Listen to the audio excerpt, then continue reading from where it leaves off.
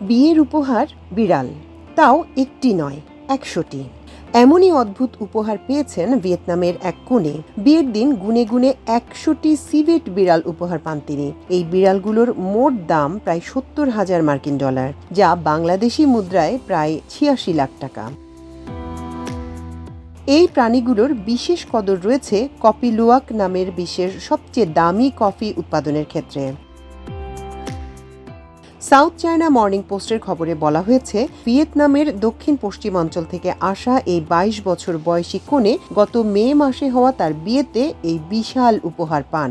উপহারগুলোর মধ্যে শুধু সিভেট বিড়ালই ছিল না, এর সঙ্গে ছিল ২৫টি সোনার বার, $২০,০০০ নগদ অর্থ, ৩০ কোটি ভিয়েতনামি ডং মূল্যের কোম্পানির শেয়ার এবং একাধিক দামি সম্পত্তি। বরপক্ষ পাল্টা উপহার হিসেবে কনেপক্ষকে দিয়েছে ১০ তোলা সোনা, ২ কোটি ডং নগদ অর্থ এবং হীরার গয়না।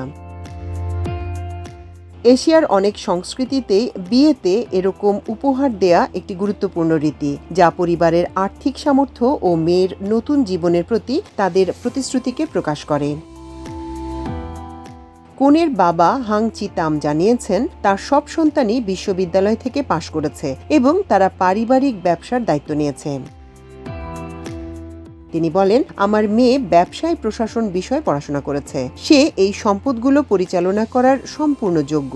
সে চাইলে এই সিভেট বিড়ালগুলো লালন পালন করতে পারে অথবা বিক্রিও করে দিতে পারে। যেভাবেই হোক, এতে তার আর্থিক স্বাধীনতা নিশ্চিত হবে।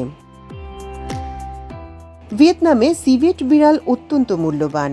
একটি সন্তান দেয়া স্ত্রী সিভেটের দাম $৭০০ পর্যন্ত হতে পারে, আর গর্ভবতী হলে তা $১,০৫০-এও পৌঁছে যায়। এই প্রাণীগুলো মূলত কফি লুওয়াক নামে কফি উৎপাদনে ব্যবহার করা হয়। এই কফি উৎপাদনের বিশেষ পদ্ধতিতে সিভেটরা পাকা কফি খায়। এরপর তাদের মল থেকে সেই কফির বীজ সংগ্রহ করে ধুয়ে প্রক্রিয়াজাত করে ও ভেজে কফি তৈরি করা হয়। এছাড়া সিভেট বিড়ালের মাংস চীন ও ভিয়েতনামে বিলাসবহুল খাবার হিসেবে গণ্য হয়। এমনকি তা ঐতিহ্যবাহী চীনা ওষুধেও ব্যবহার করা হয়ে থাকে, যা তাদের মূল্য আরও বাড়িয়ে দেয়।